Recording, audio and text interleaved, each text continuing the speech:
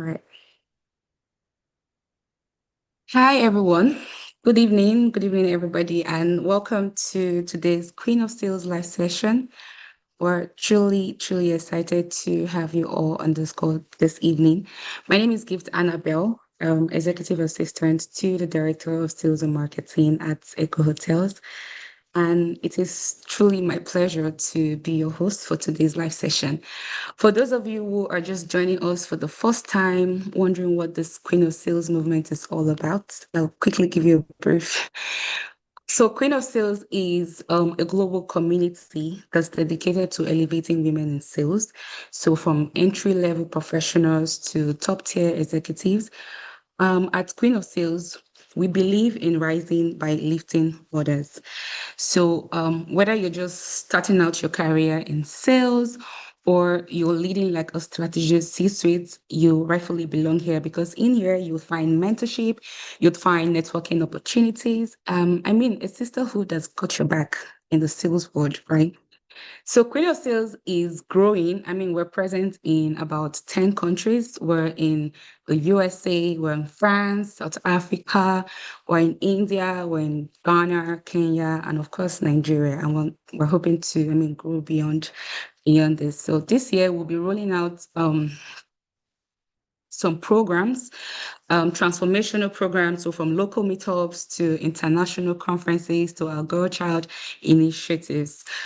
Our vision is to champion 60% female representation in commercial leadership across the world. So through mentorship, visibility, and opportunity, we'll be building a strong pipeline of women in sales, empowering careers, shaping leaders, and creating a more inclusive future. Our core values is very simple, but yet powerful: leadership, collaboration, growth, excellence, and visibility. So we'll also be bringing digital events like today's session. So no matter where you are in the world, you can always key in, you can always learn, connect, and grow with us. So once again, welcome, and we're glad you're here, and we look forward to an inspiring and impactful conversation together. Our conversation today is centered on a powerful theme. One that I really love. The moment I saw this topic, I was really excited about it. The future of sales leadership beyond quotas and influence. As we all know, I feel like sales leadership is no longer just about closing deals, hitting targets, getting leads. I think it's more about how well you're able to build trust, how well you're able to inspire people, how well you're able to create a long-term impact. So we're honored to introduce our speaker for today, Mrs. Fulmani Mater. I'm not sure I got the surname correctly. But yeah, she is the global access lead at Roche. So for many people who don't know, Roche is the world's largest global healthcare company in Switzerland. She is the country head for South Africa. Remember, I told you that we're present in some countries, and in these countries we have country representatives. So she is the country rep for South Africa. She also is proudly named among the top 100 sales queens to follow in 2025. But here's the spice. Mrs. Fumani is not your everyday leader. She's the kind of woman who takes sales beyond quotas, flips influence into real impacts, and shows us what happens when courage meets strategy on a global stage. So lean in, take your notes, and maybe even fasten your seatbelts because this session is about to challenge the way you and I see leadership. Mrs. Fumani will be sharing practical insights on how sales leaders can thrive in a world where influence and impact matter. So before we dive into today's section, I'd like to kindly plead with us to keep our mics muted so there's no interruption. If you have any questions during the course of this session, feel free to leave your questions in the chat. We'll attend to everybody's question. We'll have like a section for Q&A. And also just mention that this session is being recorded, so you can always, come back to watch whenever you want. So let's dive in. Hello, Mrs. Fumani. Good afternoon, and nice to meet you again. Hello, Annabelle. Thank you so much for having me this Hi. afternoon. Good afternoon, Thank you. everyone. Thank you for gracing us with you. Thank you. Good afternoon, everybody that You has and dialed in. Thank welcome. you so much. Thank you so much for taking. Is there a bit of a delay on my side, Annabelle? No, no, no. I think Okay, it's I don't know, but it's okay. It's okay. Yeah. It's good. okay. We're good to go. So Mm. thank you. Thank you, everybody, for joining us this afternoon for a topic that is very close to my heart, right? Looking at sales leadership beyond quotas and influence. We know that Mhm. sales leadership is changing with the evolving times. So, by way of introduction, I'm Fumani Matlare.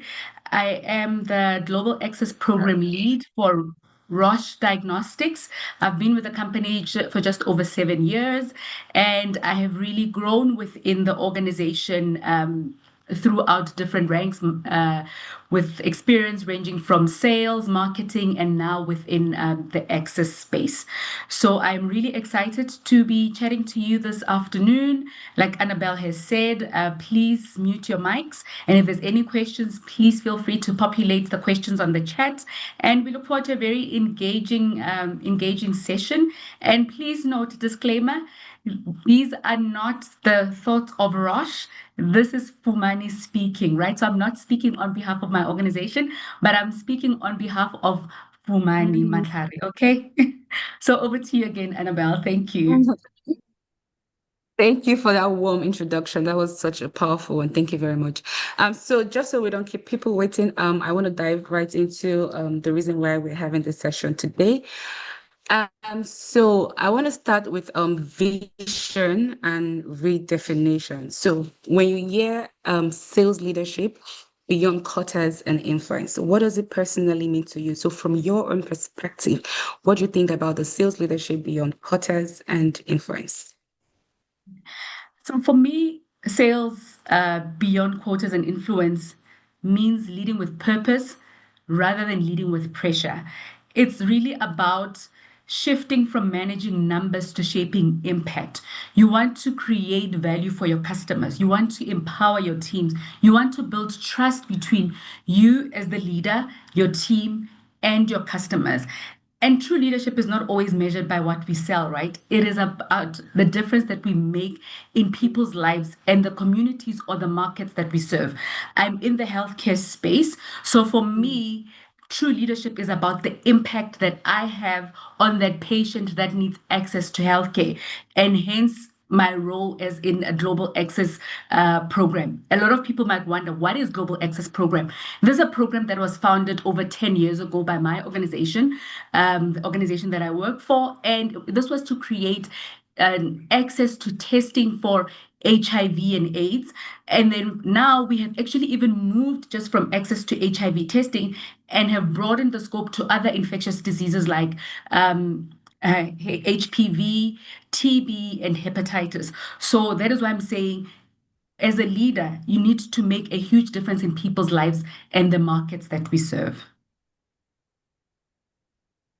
Thank you very much. That was such a powerful perspective. I think one thing that I picked from what you said, like one line I picked from what you said is that sales leadership beyond quotas and influence is leading with purpose than numbers. You said true leadership isn't measured by what we sell, but the impacts that we make. That was such a powerful one. Thank you very much. Now, this leads me to my next question, right? So when you think about this sales leadership, what role do you think the sales leadership plays or will play in the next 5 to 10 years? So what role will the sales leadership play in the next 5 to 10 years? How do you see this evolving? How do you see this evolve? I think in the past, we've always had sales that is very transactional, where you are the buyer, I'm the seller, I'm selling to you, and then we walk Mhm. away, right? But I feel now we are going to evolve from a place of being too transactional and moving more into being strategic and human centered, right? Sales leaders, yes, Mm. will need to integrate data because now we're living in the world of AI. However, Yeah. these data driven insights need to be driven by sales leaders with empathy, becoming mentors, becoming coaches, innovate, collaborate, and connect with the people, right? The future of sales is not going to be more around the leader that is being a commander, like do this, do that, but rather an enabler of teams that's going to be guiding teams through the different complexities around our vision and our adaptability. So it was going to be very important that even in the world of AI, we still bring in as sales leaders that empathy towards our teams, empathy even towards our customers, and also not only thinking about I want to deliver on the number. I'm very big on people before profit. For me, my team matters more than the profit. If my team is not okay, then how will they deliver on the profit? So, firstly, Of the course. person, Yes. and then we start looking at the profit. Interesting. I really like what you have just said. I think adding to what you have said, I think the role of sales leadership is changing faster, than ever. So leaders of the future won't just manage numbers, but will focus on, coaching and developing people, just like you mentioned, mentorship.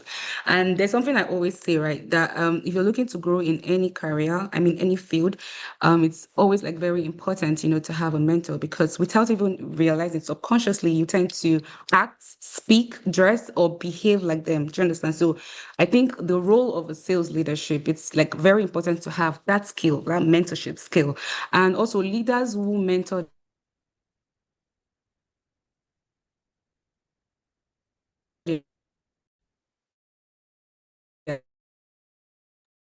Not sure if it's just me or are we that. So losing Annabelle. we're gonna move on to people and culture.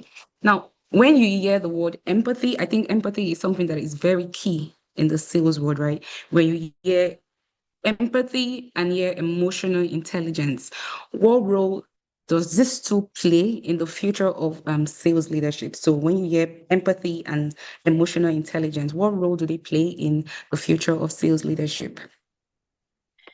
So for me, empathy and emotional intelligence in sales leadership are becoming a non-negotiable as sales leaders or aspiring sales leaders, because I believe that we also have our young sales associates that still want to become sales leaders. Empathy and emotional intelligence, non-negotiable. This will then allow us as sales leaders to truly understand what motivates our teams, right? And what really matters to the customer. Like in the world of AI is the buzzword now. Automation, AI. Do we still have that human element? Are we able to listen? Are we able to connect? And are we able to respond with understanding? And we always say, do not listen to respond quickly, but listen to Mm. understand, whether be And it yeah, from your team members or from your customers. You need to listen with understanding. And this is really going to be a differentiator between good and great sales leaders. wow. Thank you, Mrs. Fumani. I like how you explained this question. I think this is one question that I really, really, really love because, there's this saying that, people may forget what you said to them or what you say to them, but they can never forget how you made them feel. So I feel like emotional intelligence isn't all about the client. Every time you hear emotional intelligence in business or in sales, it's not just about your client. It's also about your team, right? Because your team, they're the drivers of the performers. Do you get so you as a sales leader, when you read your team's emotions, when you motivate them often, and maybe celebrate small wins, when your team feels seen and valued, they perform with passion. I think this is like one very important thing. So think about how, let's say, a sales executive handles a client under stress or pressure, or how we stay calm when plans change, maybe like last minute. These soft skills like patience, understanding, listening are what actually close deals, not just the proposal. So in conclusion, I think empathy and emotional intelligence help true leaders understand both the customers and also your team who drive the performance. Thank you. Now, this particular question, I think is interrelated to the next question. How can leaders balance performance expectations with the need to genuinely support and develop their teams? So how can leaders balance performance expectations with the need to genuinely support and develop their teams?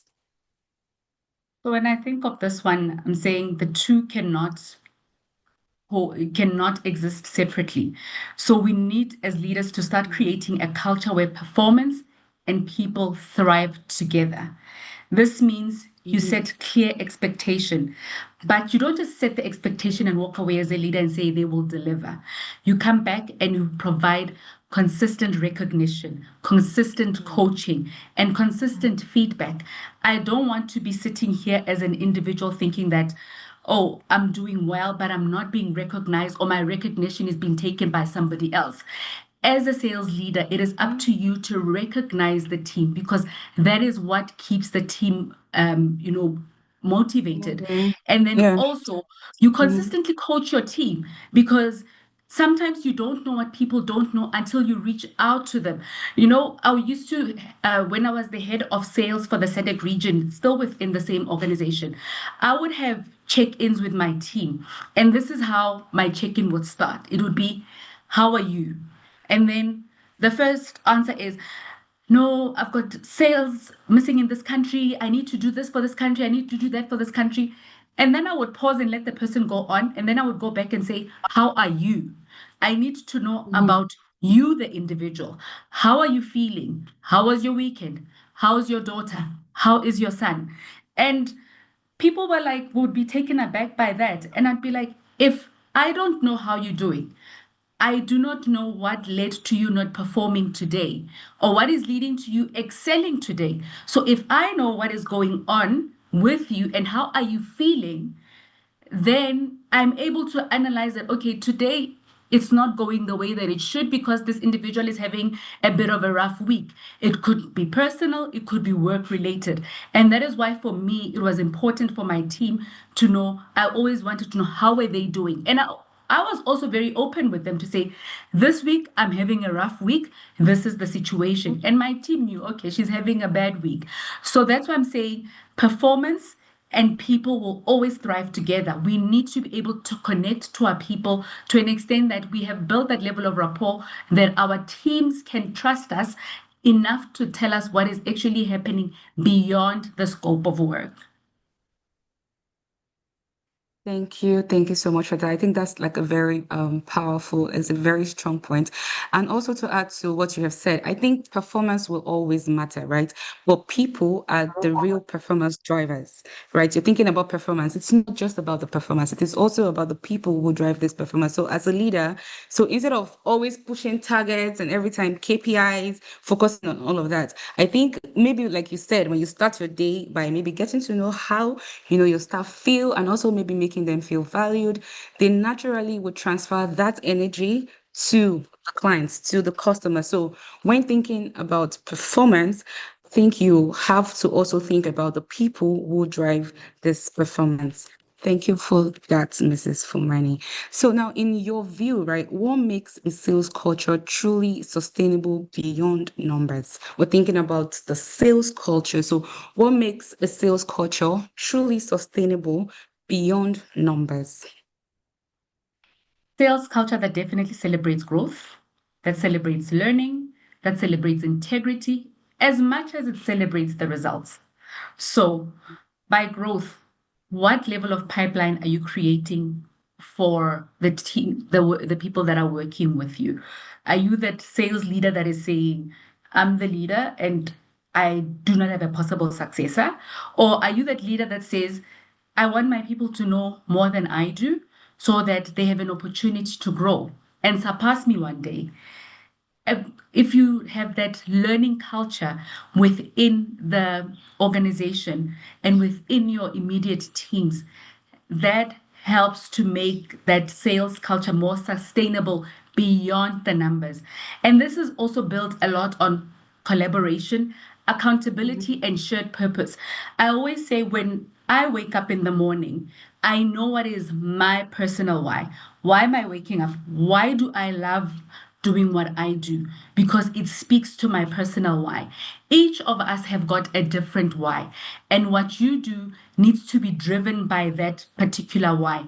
But also as a team, we have a shared purpose In my team, because we're in healthcare, we want to deliver access to patients, right? Access for testing to patients. And we want to make sure that healthcare access should be equitable. It doesn't matter where you're sitting on the continent or where you're sitting in the world. So we have that shared purpose as a team. And that's what keeps us driving. We're driven by that we know our personal why and we understand why we do what we do. And it's not just about what you need to achieve, but it must also come from the why do I do what I'm doing.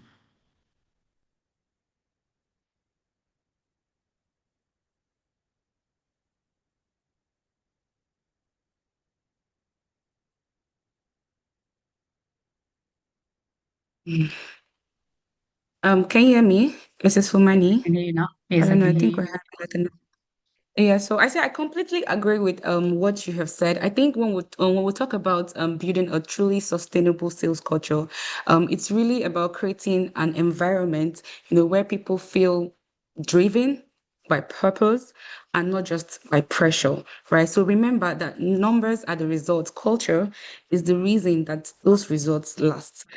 At using eco hotels as a case study, we're not just selling rooms and event spaces, we're selling experiences. And that's why we have the tagline more than just a hotel, right? So that shared sense of purpose gives meaning to what we do and keeps the team motivated even through tough seasons. So yes, beyond numbers, I think a sustainable sales culture is the one that values the people, the purpose, and also partnership, adding to what you have just said. So now I want to move on to innovation and strategy.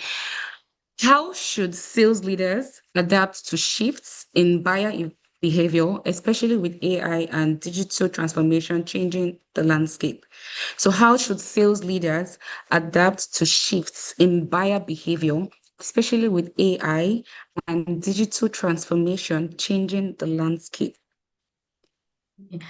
So, as leaders, we need to embrace technology. We cannot just say AI is here to take my job, or AI is here to take my team's job.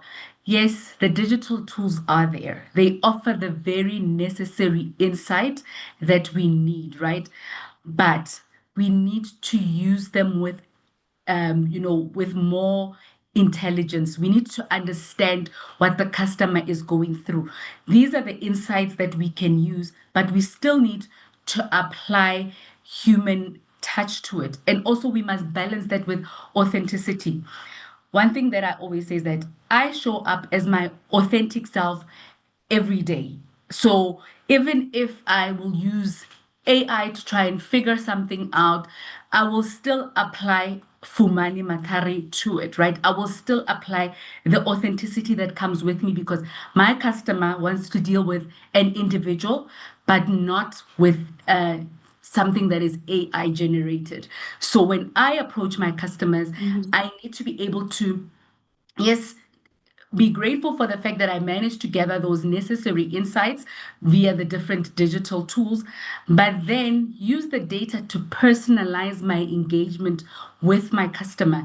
So I would say, as a Mhm. sales leader, a modern sales leader, you must be able to balance, have a good blend between human intuition and Yeah. artificial intelligence or digital intelligence. That is going to be important moving forward. Don't lose the human touch. Use digital tools as a resource to support or even enhance Mhm. the personal engagements that you have with your customers. I like what you just said about using your digital tools to support what you have now, because this question is a very powerful question. Buyer behavior today is completely different from what it was 5 years ago. I mean, with the advance in technology, I mean, I feel like we're in an era where, customers are more informed, they're more connected and far less patient. So sometimes before they even maybe come to make inquiries or whatever, they would have checked online, checked between your competitors and all of that. But as a sales leader, I think this is about using data and technology to understand the customer journey. So, for instance, let's say at Eco Hotels, you have like a guest who maybe every time this guest comes to get a room in the hotel, he or she would always request for a smoking floor or a non-smoking floor. So using technology, you already understand on your system, using your CRM tool, your customer relationship management tool, you can personalize offers or anticipate needs, before they even ask. That thing builds that emotional connection, right? So this is where leadership meets digital intelligence. And I think in conclusion, I would also add to say that as a sales leader, that you have to evolve from being a transactional manager to a strategic enabler. Thank you so much, Mrs. Fumali. I think I'm really enjoying this section. Now, I want to ask, right, for the next generation of sales leaders, what skills would you recommend? What skills do you believe the next generation leaders must prioritize to stay relevant? What skills do you think they should have to stay relevant? I think for the next generation of sales leaders, adaptability is going to be very key. I almost feel sorry for I was asking my son earlier on, I was like, okay, what are you guys called? Gen Zs? He said, I guess ma we call Gen Zs. So I almost feel sorry for the Gen Zs because they need to be highly adaptable versus to when I was starting in sales leadership. They need to have data literacy, even though they've got all of this coming in from AI, but they need to also be data literate. And then they also need to balance that with emotional intelligence because you cannot be a leader, you cannot call yourself a leader. That's why earlier on I spoke very high to emotional intelligence. You cannot have a sales leader that's not emotionally intelligent, that's not able to connect with the customers, connect to the people. And you must be able to lead through change because it's going to be an ever evolving I would say the next couple of years is always going to be evolving. You must always remain curious as a sales leader. You must learn also to unlearn. Like now, I'm a sales leader that comes from the early 2010s, right? Now I have to look back and say, what do I need to unlearn from the early 2010s? And now what do I need to learn from the 2020s? Because things have evolved so much. Whoever thought that you would be able to type a question and immediately get a response? We never thought, if somebody had told me that like 10 years ago when I started in my key account manager position, I would have frowned at that thought and said, that's never going to happen. But it's happening now. So the new leaders will need to be very curious, will need to be quickly adaptable, agility. And they will, but however, even in that, they still need to have the core emotional intelligence so that they can still connect to their customers. Don't lose your customer to technology. Still be able to connect to your teams. Do not lose your teams because you're focusing too much on technology. Still have that level of intelligence that you can connect to both your customers, speak to your customers on a personal level, however, still leading with a level of emotional intelligence. Thank you very much. I think the skills that you have mentioned, you said emotional intelligence, you mentioned being digitally fluent, you mentioned being data savvy and purpose driven. I mean, also in hospitality, I feel like emotions drive decisions, right? So it's very, very, very important to have that skill, that emotional intelligence skill. A client may not remember the rates you offered, but they'll always remember how you made them feel when they came to you, right? And also in being data savvy, so it's not even just about collating reports online or digitally, it's about collating and interpreting them into smart decisions. So don't forget that technology can make you faster, but only empathy can make you unforgettable. Thank you very much, Mrs. Fomani. So my next question to you now, I think is one that speaks, it's so loud. Like, so beyond revenue targets, right? What new metrics should leaders pay more attention to in order to drive long-term growth beyond revenue targets? So what other new metrics should leaders, the sales leaders, pay more attention to in order to drive long-term growth? We should be measuring number one, beyond revenue, our customer trust, right? Measure the customer trust. That's why sometimes with companies, they've got the customer trust index or different indices that they're using to measure how the customers feel about the organization. Also, that's the first one. measure your customer trust. Number two, team engagement. If you do not have an engaged team, your targets mean nothing. And they honestly, you can set the most beautiful targets. You can have the most amazing strategies. But if you do not have an engaged team, then there's you can put all these together, but nothing will be executable or executed. And also our social impact. Of the business to society, right? Now we also have to be mindful of we've got global warming. So what is our impact as a business to society and also to the environment? And one thing that I admire about my current employer is that that is also very key. That is something that we driving so much that even when you go to our head office in Switzerland, they do not have air cons because air cons eat a lot of energy.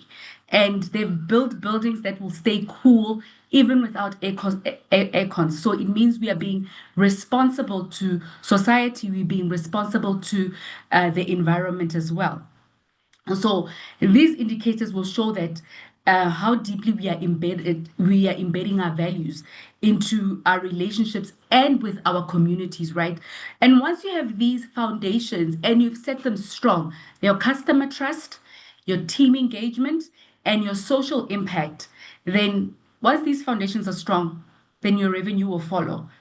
People buy from people they know and they buy from people they trust. If a person doesn't trust you, they're not going to buy from you. If you don't have an engaged team, what is motivating them to go sell? Are they just here to collect a salary and then walk away? You don't want a team like that. You want a team that is fully involved and fully engaged. And then you also want to be a responsible social citizen as well as an organization. And you don't want to be on tabloids or whatever. You need to be a responsible social citizen. If you have those mapped out and they're fully set out, then you're able to start seeing the revenue come in because you've put in a lot of effort onto those three foundational pillars. Mm. One thing that kept ringing a bell in my head, I mean, while you were explaining and answering this question, is the trust. You mentioned how, we should be able to measure customer trust because I think when a customer trusts you, it's not about how many clients you bring in. So it's about how many keeps returning, how many would refer others, how many would speak highly of you online. And what makes that is trust. So I think leaders have to look beyond what and maybe just focus on why. Why does this matter? And not even about the what. So thank you so much, Mrs. Fumani, for that. I want to move on to personal growth and impact. So can you share with us a moment in your own career where leadership went beyond quotas and where impact mattered more than numbers? If you can kindly bless us with that. It would be so nice to hear that from you, ma'am. So currently, like I said, I'm the Global Access Program Lead for Africa, right? And this speaks to what I'm trying to achieve as an individual, what my organization is trying to achieve as well. So, where I speak to my personal experience, when I look at my current job, I look at what is the number of patients that have access to testing on our systems. I hardly ever speak revenue. And people will always be like, you never speak revenue. I said, to me, what matters the most is the impact that we have on the African continent. Why should Africa be seen as minimal or sub-minimal when it comes to healthcare access versus the Western world? So, what I do on a daily basis, I always say the numbers will follow as long as I have provided equitable healthcare access and equitable access to diagnostic testing for the people on the continent. And that speaks way higher volumes for me than revenue that is coming. And what I love about my organization as well is that we always speak in number of patients that we want to impact on. And we hardly ever speak with the revenue that we would like to make. So I feel like my purpose and my why, personal why, is fully aligned with that of my current organization. So, yes, even today, I was having a chat with the GM from Nigeria. And to him, I was like, okay, what is the number of patients that are on ARVs in Nigeria? We did not even speak revenue. I needed to know the number of patients that are on ARVs.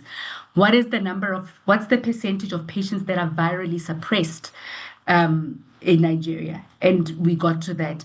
And I said, okay, fine. So it means in Nigeria, we are touching so many lives with our test.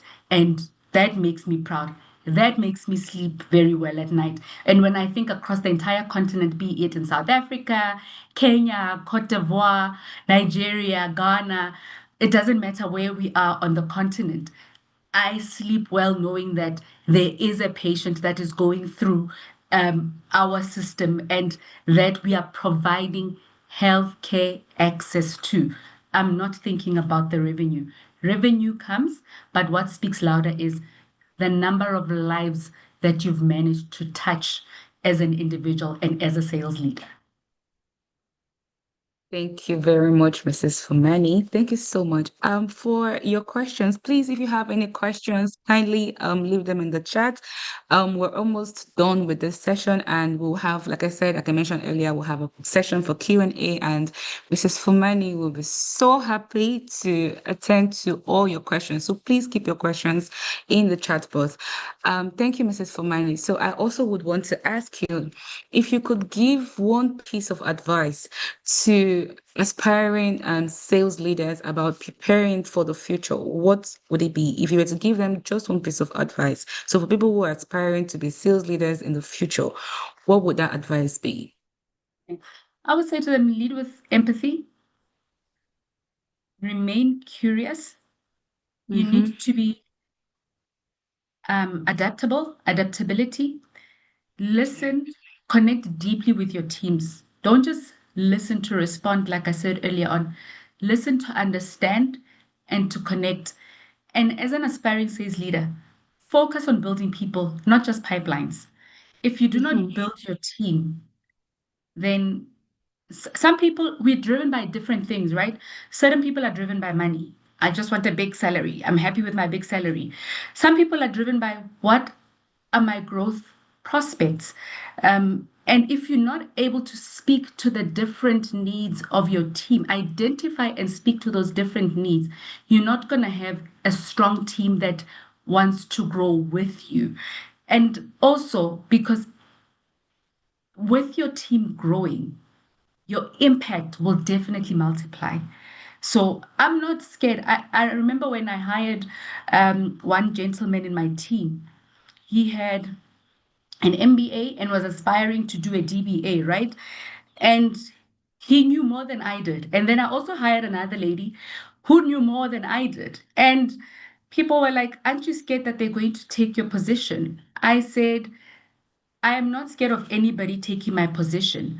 I would only be scared if I am a sales leader that does not produce leaders. Then I would be scared. Anyone can take my Mm-hmm. position any day, but I would be scared if I'm a sales leader that does not produce leaders. Oh, well, thank you so much. I think one thing that I've picked the advice that you've given us now, you said we should stay curious. You said we should stay human because the world is moving fast. I mean, technology, AI, customer expectations, but leadership will always be about people. So we should keep learning, we should keep adapting, but we should never ever lose our empathy. You also said that we should never underestimate the power of listening. What do our clients want? What are their needs? I think that's like an advice that I picked from what you have said. Thank you. Thank you. What an inspiring conversation this has been. Thank you so much, Mrs. Fumani Makere. I hope I'm able to pronounce Makere. Did I get that right, ma? Mrs. Fumani Makere. Thank you so much for sharing such powerful insights and wisdom with us today. If there's one thing that this discussion has reminded me of, it's that leadership in sales is evolving beyond numbers, beyond quotas, and beyond pressure. So we've talked about digital transformation, we've talked about technology, we've talked about AI, but the heart of it all, is the people. So people who buy with emotions, the team who perform through connection, and leaders who inspire through authenticity. So another point I am taking away from this conversation, the conversation we had today, is that the future of leadership is deeply human. So whether you're selling hospitality, technology, healthcare, or any kind, at the end of the day, it's all about connection, empathy, and purpose. The true measure of leadership, you said, is no longer in just what we achieve, but in how we empower others to achieve it. This is like everything that I think I've picked from today's conversation. So now I'd like us to move on to Q&As. So if you have like any questions, I don't know if you left, I'm looking at the chat board and I can't see any question at the moment. Someone says, thank you for the beautiful engagement, Fumani. Having witnessed your leadership firsthand, you're truly, truly inspirational. Thank you very much for that. Karobo Musaka. Thank you so much. If you have any question, if you don't want to leave it in the chat and you probably want to ask, you can kindly raise your hands or unmute your mic and ask your question now, please. Do we have any questions for Mrs. Fumani? Any comments, any additions, any suggestions?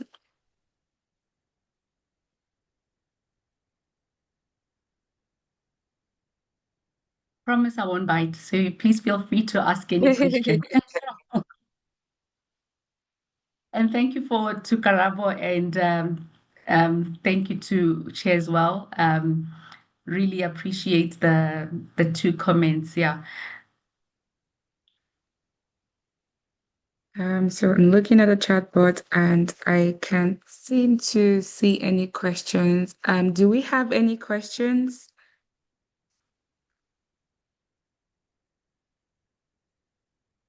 Okay, in the absence of I mean, I obviously cannot see any question in the chat board and I don't have anybody's hand raised.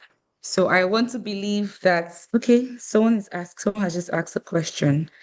Let me quickly check that now. Give me a minute. Okay. Yeah. So someone says, Refilo, she says, I would like to say thank you very much for the presentation. I've learned a lot and I will implement. Thank you so much for that. Okay, I think someone's hand is raised. Ruth, yes, you can unmute your mic and ask a question. Okay, thank you, Gift. Thank you, Mrs. Fumani, for that informative session. Thank you. Honestly, it's a conversation I've been having, right? And I would like to know from your own perspective, do you think, probably not now, but in the nearest future, is it possible that AI could possibly phase out humans from sales? Because that's a conversation we've been having, and some persons actually highlighted that, yeah, truly indeed, there are chatbots, says yes, but there are also AI generated robots that can make calls. And their fine tuning means where such AIs could actually speak like human beings and empathize in a way that a human being will respond to certain requests. So, what would you say for such a growing technology? I mean, none of us at this point would have imagined what AI is doing currently, probably 10 years ago. So, do you think that's something we sales should put into perspective and probably find a way of working with? What's your take on that? So I would say AI would never replace humans, right? And AI can challenge me back and say, yes, we can replace you. Recently, I had a call from a call center. They were selling me insurance, right? And it was AI. So I could immediately tell because number one, it wasn't listening attentively to my responses. So then I got irritated and I hung up. But when the call was then subsequently followed by a human call. Then she Mm, was able to respond to me exactly what every question that I was asking was then I was receiving I would say responses that I felt, okay, these are in line with the responses that I am expecting to receive. And hence, mm, when I said earlier on, Ruth, that the in person touch, customers buy from people that they know, right? People buy from people that they know. Have you noticed, like, if you're trying to close a new sale, yeah. brand new customer, they don't know you. It is far more difficult than trying to go to a customer that knows you and you say, "Oh, we've upgraded this. Would you like to get this?" Because Mm, people buy from, as human beings, we also have trust issues, So yeah. I want to buy from somebody that I trust. Want to buy from an organization that I trust. So I don't see AI completely phasing out humans, but we need to be able to embrace what AI has to offer and Mm, complement it with the human touch and not just say AI is here to replace us as sales because I mm. don't think so. Yeah, my experience with that call center call, I was like, AI is not here, it's not ready to replace humans. I want to speak to an actual person. Just yet. Okay, okay. Thank you. Thank you for that question. Thank you so much, Mrs. Fumani, for that. Okay, let me just quickly go to the chat box out. Okay, someone says, thank you, Fumani, for answering the questions perfectly. All the answers resonates with me. Another person said, I'd like to say thank you very much for the presentation. I've learned a lot and I will implement. Someone else says, thank you so much, ladies, for an informative session. We're learning so much. Fumani, your leadership is truly inspirational. Thank you so much for that. Do we have any other question, any other suggestion or comments, contribution?